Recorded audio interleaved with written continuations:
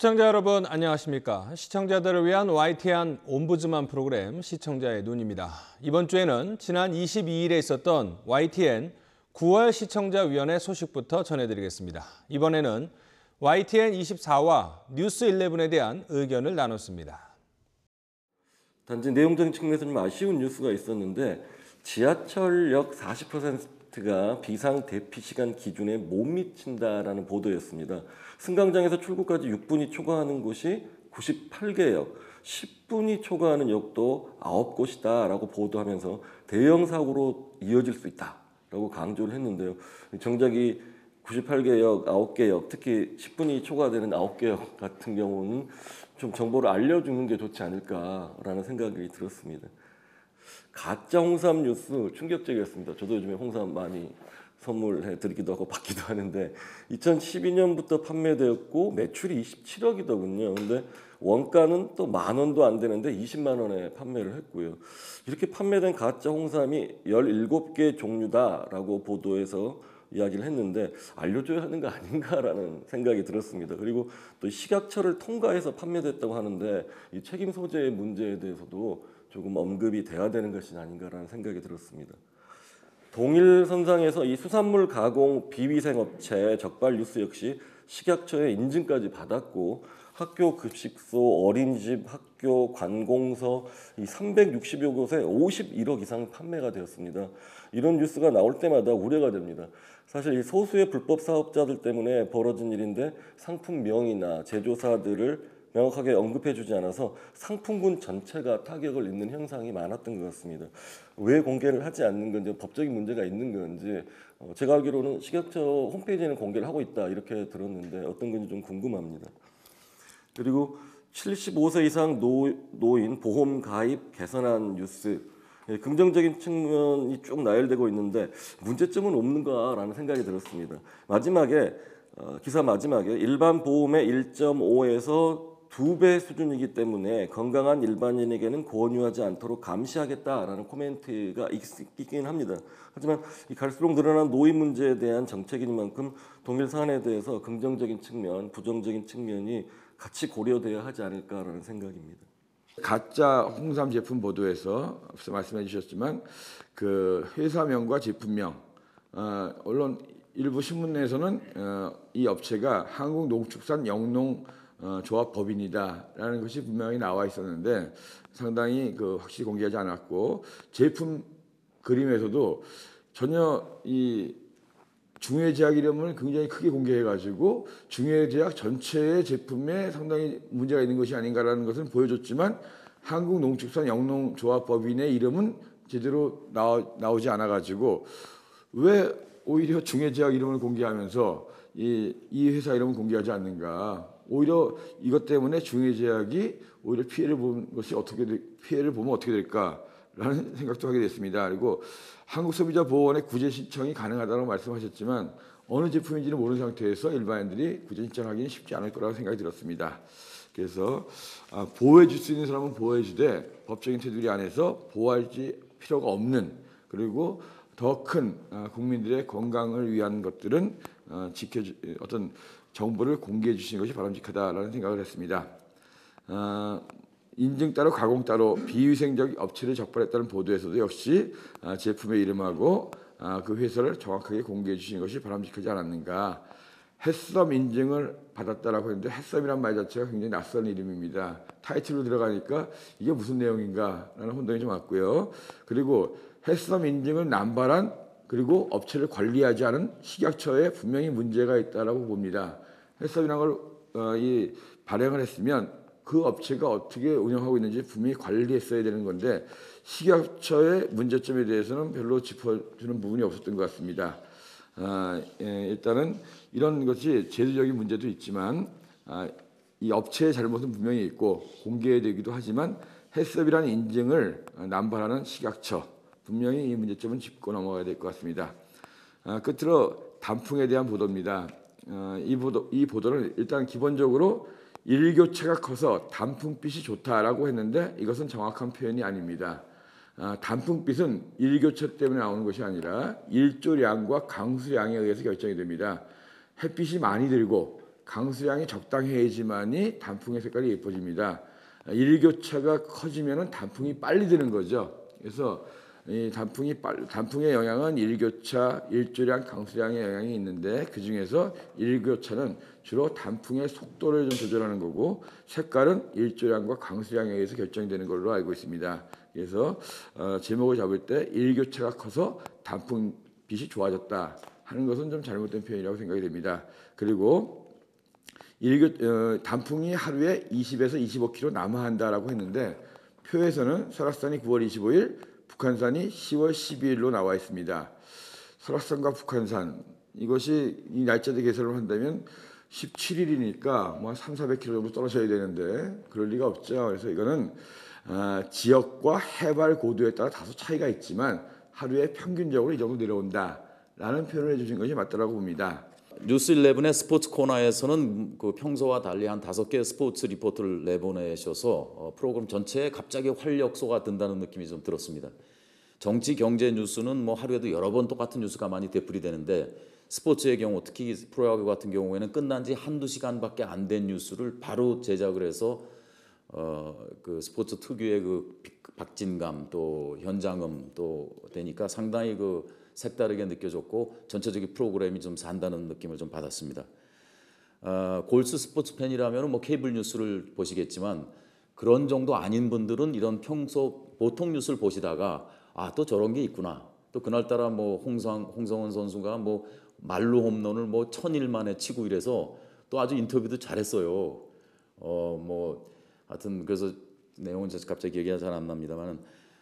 제가 볼 때 아주 생동감 있게 구성도 잘하시고 영상도 좋은 거 잘 쓰셨고 또 뭐 문장력도 제가 참 기억은 안 나는데 뭐 참 스포츠 기자가 또 표현을 저렇게 하는구나 그런 것도 좀 있었습니다. 그래서 앞으로도 그 가끔 이렇게 스포츠 방금 끝난 따끈따끈한 뉴스를 좀 넣으시면 좋지 않을까 하는 생각이 드는 정도였습니다. 또 YTN 24시는 이제 그 전국의 뭐 지방 네트워크 뉴스 코너가 있는데요.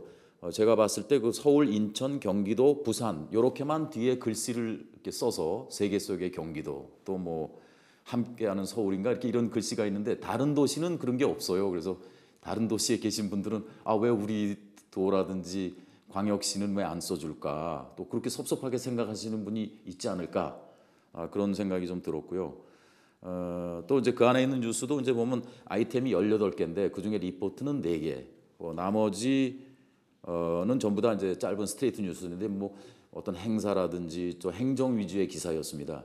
뭐 이왕이면은 그 시청자들이 고향이 여기저기 뭐 전국일 텐데 그 자기가 출신 지역의 뭐 문화 행사라든지 기쁜 일이라든지 좀 이렇게 생활 속에 들어가는 좀 살아있는 뉴스, 좀 행정적인 뉴스보다 그렇게 해주시면 시청률에도 도움이 되고 또 조금 더 이렇게 좀 다른 방송, 다른 프로그램하고 차별화가 되지 않을까. 그것도 프라임 타임에 해주시니까요.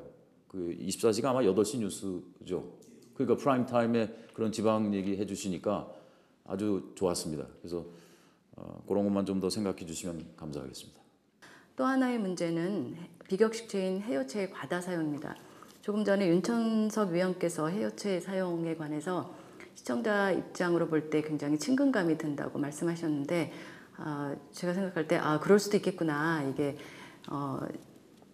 대부분의 시청자들한테는 친근감의 요소로도 작용할 수 있겠구나 하는 생각이 들었습니다. 근데 뉴스 24는 8시에 방송되는 메인 뉴스이고 뉴스는 가장 격식적인 장면이기 때문에 격식체인 하십시오체가 기본이고 비격식체인 해요체의 사용은 최대한 억제되는 것이 원칙입니다. 조금 전에 윤천석 위원께서 말씀하셨듯이 최근에 뉴스에서도 비격식체인 해요체의 사용이 늘고 있지만 이러한 비격식체는 의도적인 전략에 의해서 사용되어야 합니다. 즉 보도의 주제에 따라서 가벼운 내용일 때는 해요체를 사용할 수 있겠는데 뉴스 24에서는 트렁크 속 여성 시신 살해 피의자 김일권 체포 관련 기사 보도에서 김일권이 도주 장면과 체포 당시 모습이 화면에 포착됐는데요. 중략하고요. 동물병원에서 흉기 난동을 부리다가 달아났는데요. 병원에서 1km 떨어진 성동 세무서 근처에서 붙잡혔습니다. 등과 같이 무거운 내용의 보도에서도 해요체가 빈번하게 사용된 것을 볼 수 있습니다.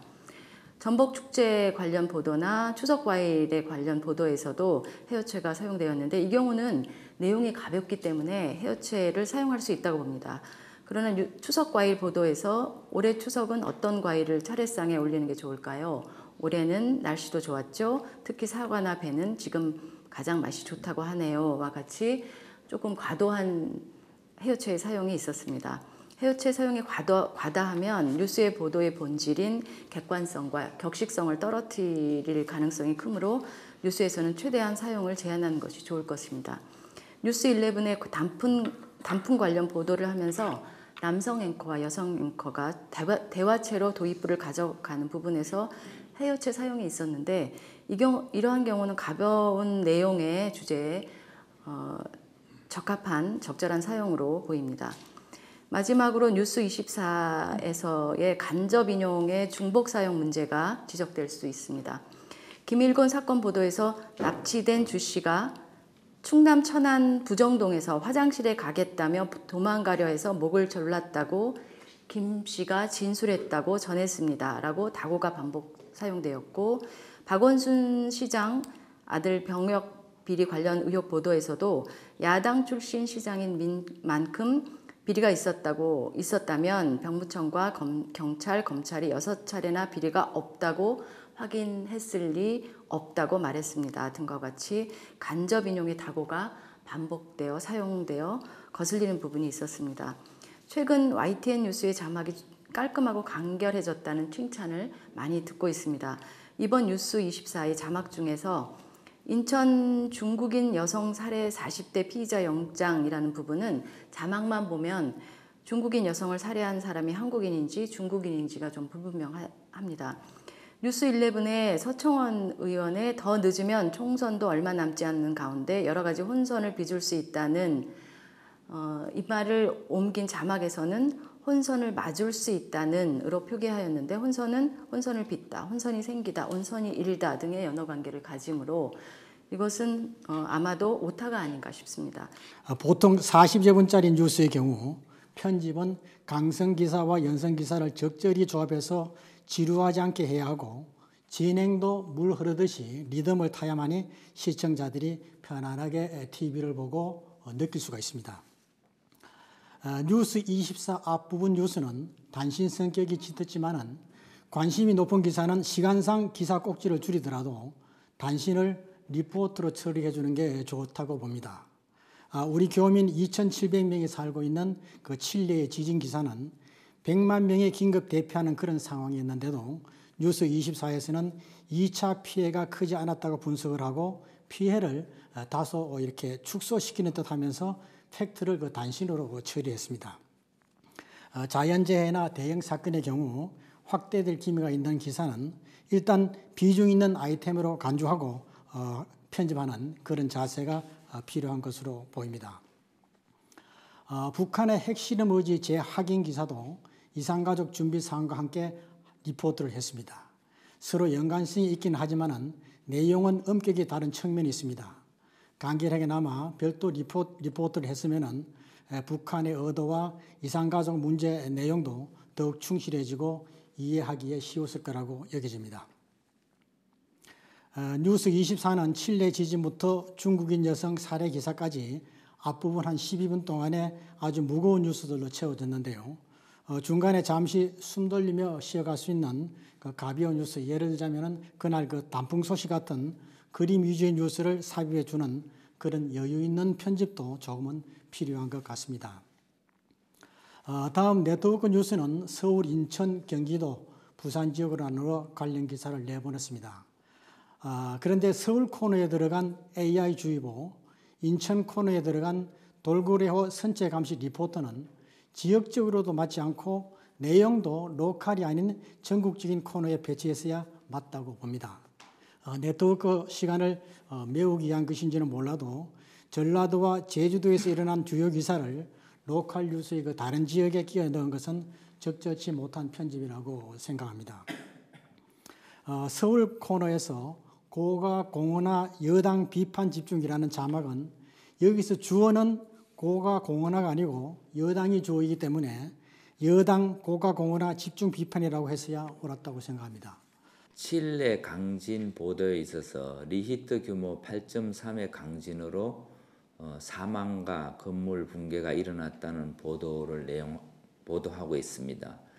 여기서 리히터 규모 8.3의 의미에 대해서 좀 한 번쯤은 시청자 입장에서 설명을 해주면 어떨까 하는 생각이 들었습니다.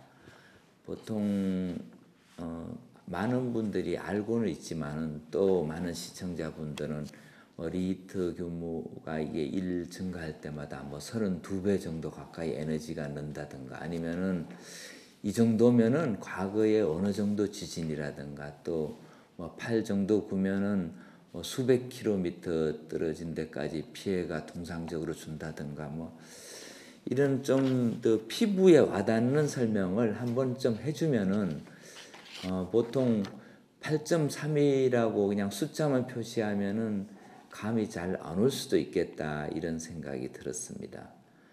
그래서 관련 영상도 또 초반에 건물 내부가 약간 흔들리는 것만 계속 나오는 것보다는 지도를 활용해서 설명하는 부분이 나중에 나오는데 이 부분을 보다 좀 앞쪽에 설명하면은 어느 지역에 발생했고 어느 정도까지 파급이 되는 지진이구나 하는 것을 쉽게 이해할 수가 있을 것 같습니다. 다음으로 트렁크 살인사건 용의자 김일곤 체포 장면에서 화면 제공자인 일반인 그 시청자를 자막으로 표시하는 것은 상당히 인상적이었다고 봅니다. 어떤 의미에서 이런 부분이 이제 시청자와 함께 뉴스 채널을 만들어 간다는 느낌, 이런 측면에서는 좋은 점이 있다고 봅니다. 네트워크 뉴스에서는 지역 뉴스를 다루는 것은 상당히 좋습니다. 서울, 인천, 경기, 부산 이렇게 관련된 보도, 농촌 관련된 보도도 하는데 지역의 세부 보도 내용을 다루는 데 있어서 해당 지역 뉴스 보도시 한 번쯤은 서울은 함께 서울, 인천은 인천의 꿈, 대한민국의 미래 이렇게 경기도는 세계 속의 경기도 이렇게 배경화면을 보내는 것은 좋은데 매 뉴스 건마다 첫 화면에 이렇게 나오니까 이게 대부분 해당 지방자치단체에서 이제 구호인데 자칫하면은 해당 지방자치단체의 홍보 보도 같은 느낌을 줄 수도 있겠다 이런 생각이 들었습니다. 그리고 이런 화면이 나가는 지역하고 또 나가지 않는 지역하고 또 상당히 불만이 생길 수도 있겠다 하는 생각이 들었습니다.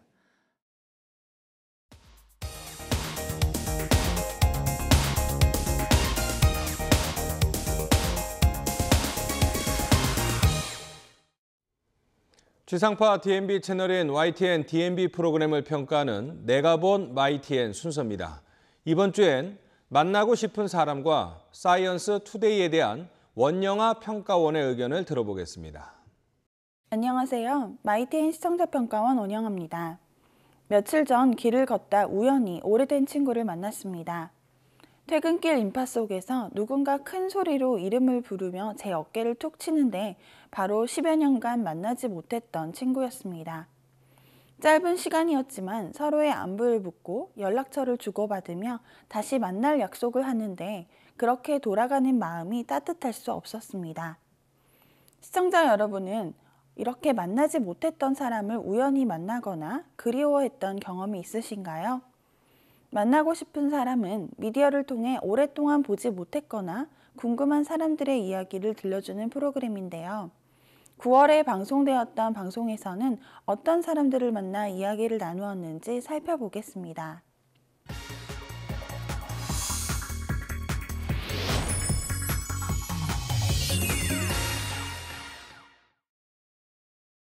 만나고 싶은 사람은 오랫동안 텔레비전을 통해 접하지 못했던 사람이나 최근 이슈가 되고 있는 사람 또는 시청자들이 흥미를 가질 만한 사람을 스튜디오로 초대해 이야기를 듣는 프로그램입니다. 보통 2명의 사회자와 1명의 출연자가 등장하는데요. 응접실과 같은 세트에서 차를 마시면서 편안하게 이야기를 나누는 장면을 연출하고 있습니다. 이러한 분위기 연출은 방송에 익숙하지 않은 출연자에게는 자신의 이야기를 함에 있어 부담스럽지 않게 해주고 시청자들에게는 직접 이야기를 나누는 듯한 착각을 하게 해주어 좋을 것 같습니다. 만나고 싶은 사람은 매주 월요일에 방송되는 20분가량의 짧은 프로그램입니다. 비교적 짧은 시간 동안 방송되기 때문에 시청자들에게 다양한 콘텐츠를 전달하기에는 부족한데요. 그만큼 시청자들이 듣고 싶어하는 이야기를 꼭 짚어서 방송해야 할 필요가 있습니다. 이 때문에 출연자 선정도 신중해야 하는데요. 최근 방송에서는 209일간 항해를 했다는 해양모험가, 동춘서커스의 단장, 바리스타로서의 삶을 살고 있는 배우를 만나볼 수 있었습니다. 시청자의 흥미를 끌 수 있고 이들의 삶을 통해 귀감이 될 수 있는 이야기를 들을 수 있었다는 점에서 꽤 좋은 출연자 선정이었는데요. 다만 배우라는 직업을 가진 출연자의 방송의 경우에는 아침 프로그램에서 자주 볼 수 있는 연예인의 신변 잡기를 좇는 듯한 인상을 주어 아쉬웠습니다. 배우로서의 삶을 떠나 새로운 삶을 살고 있다는 점에서는 시청자들에게 새로운 콘텐츠를 전달할 수 있었겠지만 방송 내용을 보면 친구들과의 수다, 배우 시절의 이야기 등은 여느 연애 프로그램과 별반 다르지 않았습니다.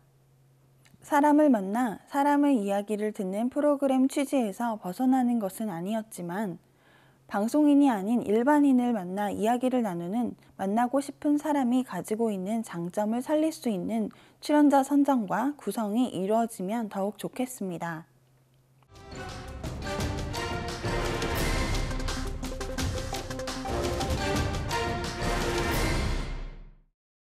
YTN은 YTN 사이언스라는 이름으로 과학 분야의 전문화된 채널을 제공하고 있는데요. 이러한 서비스의 일환으로 사이언스 투데이라는 뉴스 프로그램을 방송하고 있습니다.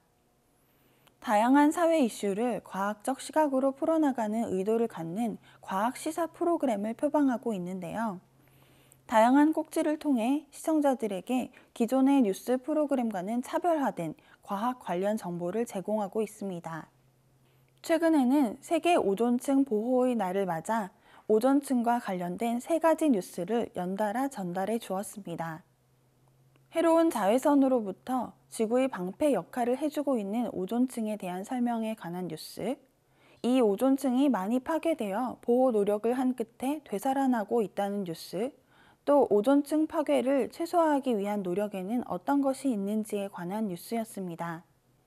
각 뉴스는 3분에서 5분가량 이어졌는데요. 한 주제에 관해 설명할 때 5분이 넘는 시간은 듣는 사람의 집중도를 크게 떨어뜨린다고 보았을 때 짧게 편집된 뉴스들은 시청자들이 집중하여 정보를 얻을 수 있게 구성되었다고 생각합니다. 저는 오존층이 계속 파괴되고 있는 것이 아니라 회복되고 있다는 사실을 이번 뉴스를 통해 처음 접했는데요. 매우 다행스러운 소식이기는 하나 자칫 오존층이 모두 회복되었다는 식의 김칫국 마시기로 비춰지지 않을까 걱정스러웠습니다. 시청자들이 이러한 오류를 범하지 않도록 자막이나 뉴스 헤드라인 등에서 주의를 기울여야 하겠습니다. 최근에는 다양한 방송보다는 전문화된 방송을 하고 있는 채널이나 방송 프로그램이 많아졌습니다. 이러한 추세에 맞춰 최근 관심이 높아진 과학 전문 채널로서 YTN 사이언스가 고군분투하고 있다고 생각하는데요.